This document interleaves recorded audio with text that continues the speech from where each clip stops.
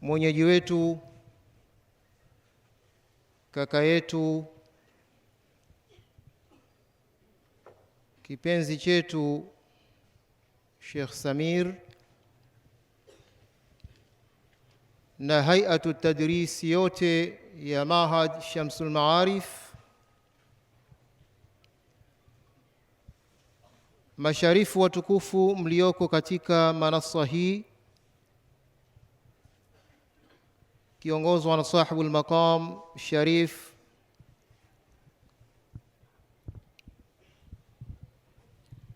Sheikh wa mkoa wa Arusha, baba yangu Sheikh Shaban bin Juma, kadhi wa mkoa wa Arusha, vijana wenzangu, kakaangu Sheikh Pembe, assalamu alaikum wa rahmatullahi wa barakatuh.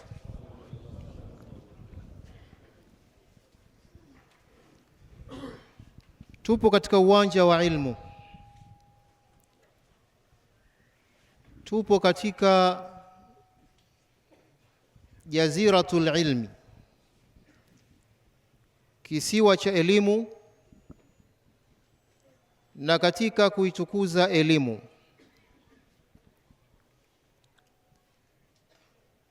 Elimu ndiyo suluhisho la vita ya mmomonyoko wa maadili duniani.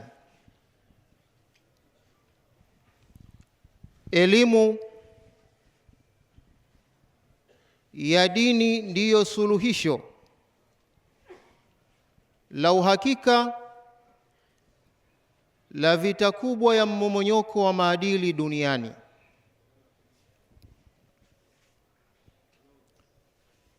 Ndugu zangu Waislamu,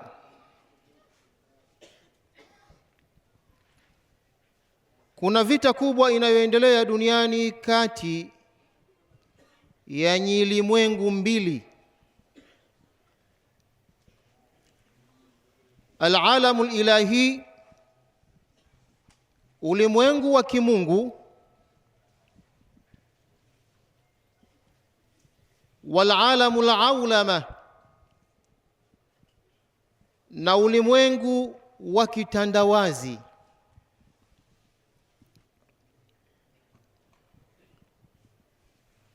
العالم الإلهي الذي مصدره الكتاب والسنة،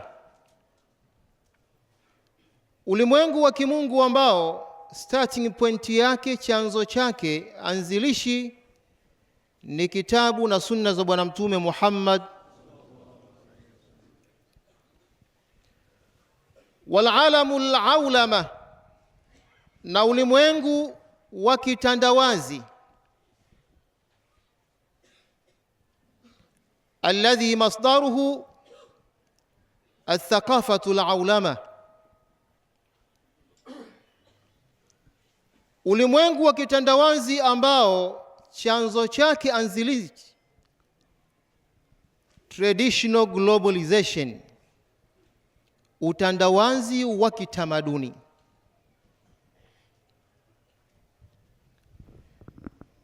Hizi ni ulimwengu mbili, dunia mbili ambazo zinaendelea kupambana. Ulimwengu wa kimungu ambao ndio sisi leo tuko hapa, na ulimwengu wa kitandawazi ambao unaongozwa na shaitanu lain, ulimwengu ambao bajeti yake ni matrilioni ya dola. Lengo lake si lingine, ni kufika kule ambako Mwenyezi Mungu Subhanahu wa Ta'ala ametupa ukumbusho katika suratul Baqara 120, pale aliposema walan tarla anka alyahudu wala nasara hatta tattabi'a millatahum.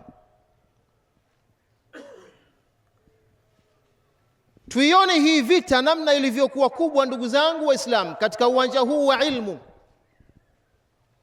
nahnu huna fi qiblati alilmi, tupo katika qibla ya ilmu hapa, na isipokuwa hii qibla ya ilmu, wapi itakuwa qibla ya ilmu? Sallu ala Muhammad. Mwenyezi Mungu Subhanahu wa Ta'ala ametupa ishara ya hizi dunia mbili ambazo leo zipo katika competition kubwa, na hali inavyoonyesha ulimwengu wa kitandawazi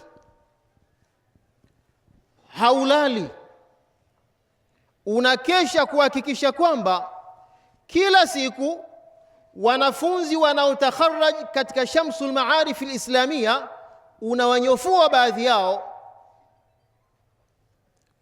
unawachukua baadhi yao ili wakautumikia ulimwengu wao.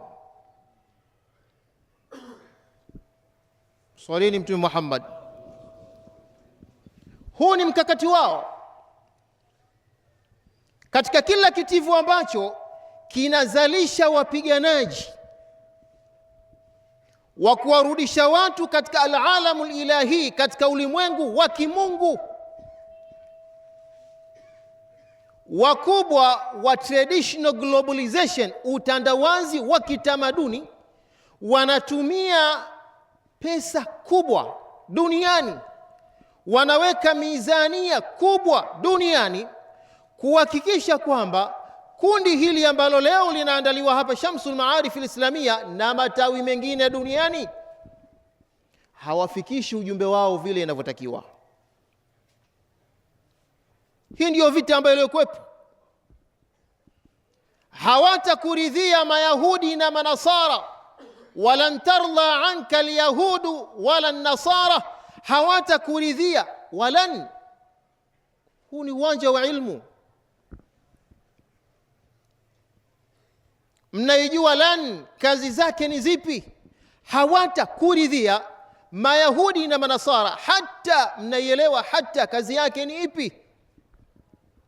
Hata tattabi'a millatahum, mpaka mfate traditional globalization zao, mpaka mfate tamaduni zao.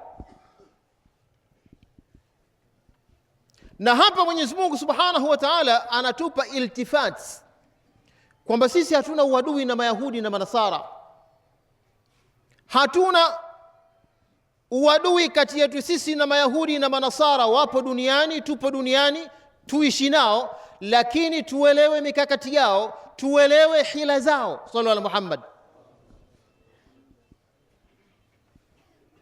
Hawataturidhia Mayahudi na Manasara mpaka tufate tamaduni zao. Sasa leo tunakuta traditional globalization, utandawazi wa kitamaduni, jinsi ulivyoandaa mikakati ya kuhakikisha kwamba alalamul ilahi, ulimwengu wa kimungu, unabakia ismun bila musamma, unabakia jina tu, hauna watendaji. Tuone mikakati yake. Mwenyezi Mungu aliposema walan tarda anka alyahudu, hawatakuridhia Mayahudi, kupitia Yahud, United States of America wameanzisha mtandao mkubwa duniani unaoitwa Hollywood. Walan tarda anka alyahudu walan tarda anka Hollywood, hawatakuridhia Hollywood. Hollywood ni mtandao wa Kiyahudi. Walan tarda anka alyahudu walan tarda anka Hollywood, hawatakuridhia Hollywood. Na huu ni mtandao ambao umeanzishwa na Mayahudi duniani, ukiwa na financial kubwa unaopata mizania yake kwa washirika wake kuhakikisha kwamba akhlaq, mila alizozifundisha Bwana Mtume Muhammad sallallahu alaihi wasallam zinayayuka katika ulimwengu, zinaondoka katika ulimwengu. Kwa hiyo Hollywood ambao Mwenyezi Mungu Subhanahu wa Ta'ala ametutajia walan tarda anka alyahudu wala nasara hatta tattabi'a millatahum, lilipoanzishwa hili shirika Mmomonyoko huu ambao leo tunaushuhudia usiku na mchana haukuja sudfa, haukuja by chance, ulikuja kwa mikakati. Kipindi ambapo ulimwengu haupo kiganjani, Hollywood katika miji mikuu yote duniani walikuwa na majumba maalum yanayofanyiwa saitara, yanayofanyiwa control na Hollywood duniani, ili matendo machafu yafanyike mule. Magazeti maalum ndani ya kila nchi husika yaandike ratiba ya machafu yanayofanyika katika kumbi zile, ili kuwatayarisha vijana wa ummati Muhammad sallallahu alaihi wasallam kuja kumomonyolewa maadili yao. Sallu ala Muhammad. Dar es Salaam, Darus Salam,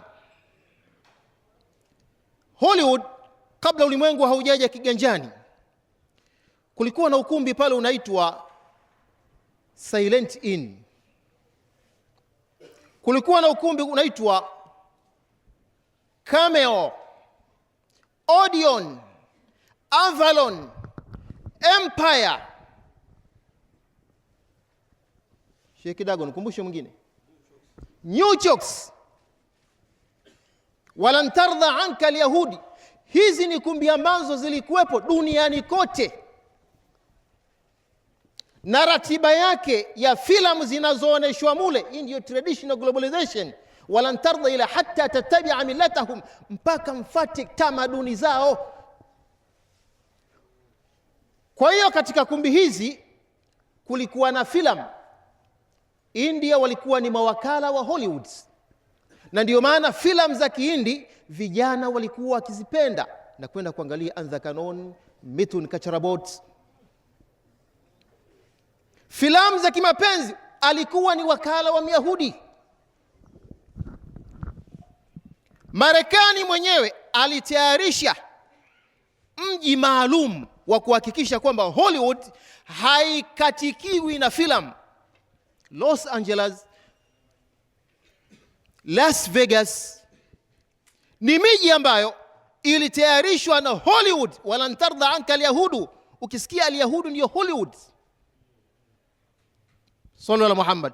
Hawatakuridhia hawa, na ndio maana filamu zote zilizochezwa duniani asili yake zilianzia pale Las Vegas. Michezo yote mibaya asili yake Las Vegas. Wachezaji wote, Arnold Schwarzenegger, Chuck Norris, Van Damme na wengineo. Lakini hawa walikuwa wanakilisha nini katika jamii ya ulimwengu? Mambo ya liwat, mambo ya kulawitiana wanamume kwa wanamume, mambo ya kusagana kwa wanawake. Intabihu ayuha almu'minun. Hii ni mikakati ambayo ilikuwa inafanyika kipindi ambacho dunia haipo katika viganja. Hizi kumbi zilikuwepo. Watu walikuwa wanafundishwa namna ya kukaba, namna ya kuua, namna ya utumiaji wa cocaine, namna ya uhalifu, namna ya mapinduzi, namna hata tattabi'a millatahum. Sallu ala Muhammad.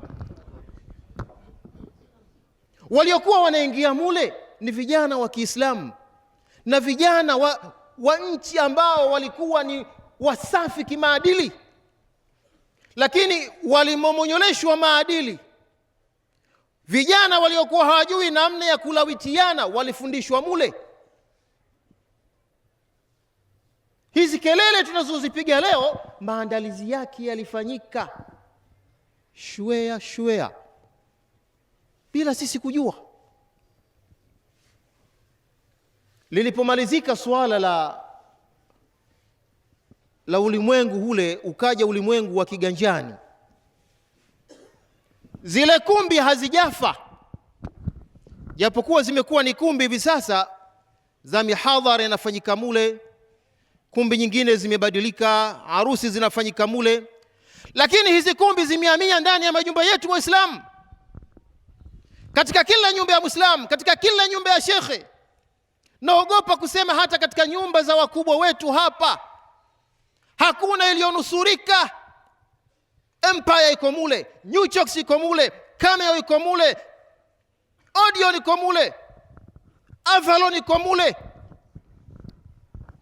na watoto kizazi kile kile kilikuwa kinamomonyoleshwa katika kumbi maalum. Sasa hivi traditional globalization inawamengenya, inawabemenda hawa watoto wa Kiislamu, inawabemenda watoto wa kizazi sahihi ndani ya majumba yetu, na misahafu ikiwa nashuhudia, na vitabu vya hadithi vikiwa ndani vimejaa ndani ya makatibu zetu. Sallallahu alaihi Muhammad.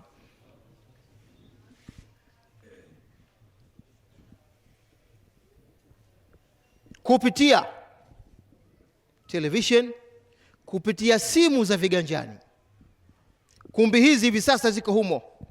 Hapa tupo katika hadhara, wapo ambao hapa wanaangalia picha za X, wako hapa. Wako hapa wanaangalia mambo ya kulabitiana, wako hapa. Tahsabuhum jamia qulubuhum shatta. Traditional globalization, utandawazi wa kitamaduni. Dunia haisumbuliwi na tamaduni, dunia inasumbuliwa na utamaduni aliokuja nao Mtume Muhammad sallallahu alayhi wasallam, ambao haukubali kubadilika. Dunia kwa ule utamaduni ambao unakubalika hauna shida nao. Dunia inasumbuka na utamaduni ambao la yataghayyar, haubadiliki. Mwanamke wa Kiislamu stara yake itakuwa hii, na dunia haitaki kumuona mwanamke anajistiri. Dunia inataka kumuona mwanamke anatembea uchi. Dunia, traditional globalization. Sisi Waislamu ni watu wa kungamua, si watu wa kupumbazwa. Ukisikia traditional globalization, mfuko wake ni upi? Economic globalization, al-ulamatu al-iktisadiyya. Economic globalization maana yake utandawazi wa kichumi, kalimatu haqi urida biha al-batil, tamko la haki kwamba dunia inataka watu wote wawe na uchumi mmoja. Ndio maana economic globalization, lakini ni uongo. Kama dunia inahitaji kuwa na uchumi mmoja, Irani kamaliza mambo yote, hivi sasa anahitaji amiliki nyuklia. Ni uchumi. Kwa nini unamzuia? Kwa nini unamzuia kumiliki silaha za kisasa? Ni uchumi. Kwa nini unamzuia wakati huku na slogan ya economic globalization? Ni uongo. Kwa hiyo huu ni mfuko ambao unasaidia traditional globalization, ula utandawazi wa kitamaduni. Tuna misi wa mtaa, kwamba kila mtaa duniani uwe na binti ambaye amepitishwa, huyu ndio bingwa wa kutembea uchi katika mtaa X. Anakwenda kushindana kwenye kata, kila kata duniani impate binti wa kutembea uchi katika kata ile. Anakwenda kushindana katika wilaya, kila wilaya impate binti wa kutembea uchi katika wilaya. Anakwenda kushindana katika mkoa, kila mkoa umpate binti wa kutembea uchi katika mkoa. Anakwenda kushindana taifa, na akifika taifa duniani, sizungumzi Tanzania, yule anapewa ubalozi. Inna lillahi. Yule bingwa wa kutembea uchi duniani anapewa uwakala wa ubalozi, apite duniani. Walan tarda anka alyahud wala nasara. Elimu ya dini ndiyo mkombozi wa ulimwengu katika akhlaq, katika maadili.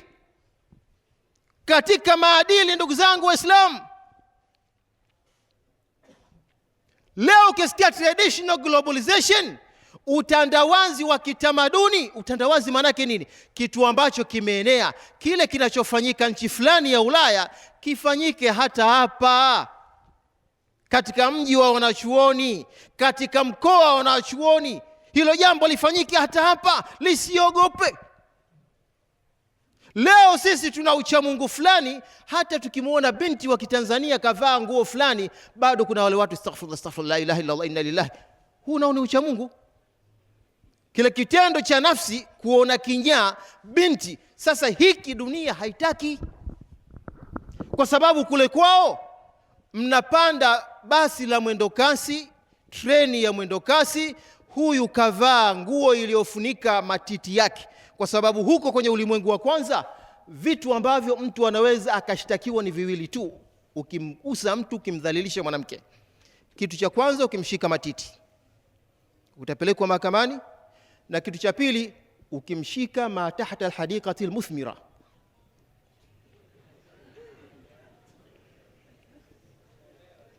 Ukimshika ma tahta alhadiqa almuthmira. Lakini zaidi ya hapo unaweza ukafanya lolote. Sallu ala Muhammad. Hayo maeneo mawili tu ndio ya heshima. Sasa hili linatakiwa liwe traditional duniani kote. Hata hapa Tanga mkimuona mwanamke kavaa kajistiri matiti na ma tahta alhadiqati almuthmira, msimuone kinyaa. Ndio maana traditional globalization. Waislamu sisi jamani tumepewa jukumu, kuntum khaira umma ukhrijat linnas lesh ta'muruna bil ma'ruf wa tanhauna 'anil munkar. Mistake zote duniani mtu wa kwanza kuziona ni Muislamu. Faulo zote duniani mtu wa kwanza kuziona Muislamu. Sheikh Pembe anatufunua huyu siku zote, anatueleza Muislamu ndio aliyopewa jukumu la kuwabainishia watu hili chaka, hii ni haki. Jukumu letu Waislamu, vijana mnaotakharaj katika vitivo hivi, nyinyi ni amana, nyinyi ni hoja. Msiziangushe hizi mahads, mkasimamia adala, mkasimamie akhlaq. Innama al-umamu al-akhlaq ma baqiyat fa inhum dhahabat akhlaquhum dhahabu. Ulimwengu ni maadili. Ulimwengu wowote ambao umeondokewa na maadili mema, huo si ulimwengu. Leo sisi tupaze sauti, sallu ala Muhammad, tupaze sauti, kwa sababu tupo katika viwanja vyetu. Wala nakhafu laumata laim. Tuiunge mkono serikali inayopiga vita ushoga, kwa sababu hawa wanapiga vita huku kwa woga, hawafunguki. Sisi ni watu wa kufunguka.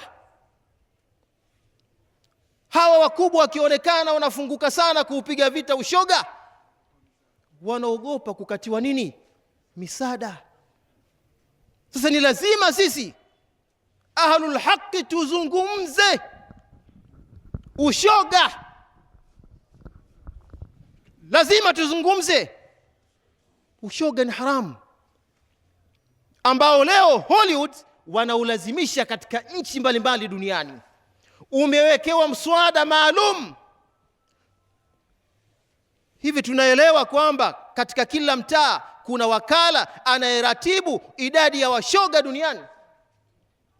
Katika kila wilaya, katika kila mkoa, katika kila nchi, na zinaandikwa takrir kwamba idadi ya mashoga Tanzania ikoje, na kwa nini haipandi, na kwa nini mashoga wananyanyaswa. Ndugu zangu Waislamu, jaa an-nabii sallallahu alayhi wasallam liyunqidhana min adh-dhalal. Mtume amekuja kututoa katika upotofu. Khitaman, Mwenyezi Mungu anasema walan tardha anka al-yahudu wala an-nasara hatta tattabi'a millatahum qul inna hudallahi huwal huda.